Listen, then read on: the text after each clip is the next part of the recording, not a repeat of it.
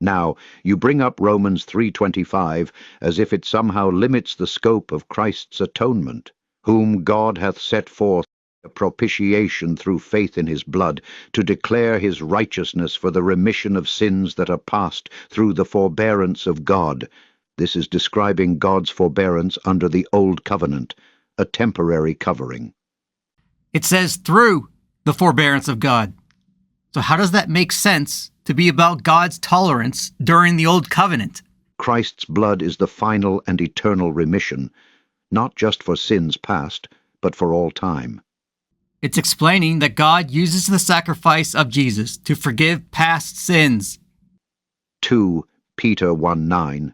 Seriously, this verse talks about being purged from old sins in the context of spiritual growth, not in the context of limiting Christ's atonement. Oh, so our new sins, after joining Christ's sacrifice, are just spiritual growth problems.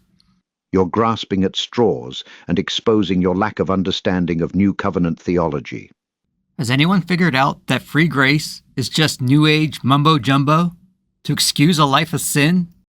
If you think you are saved while living like an atheist, you're under delusion. Let's go to the next verse in 2 Peter.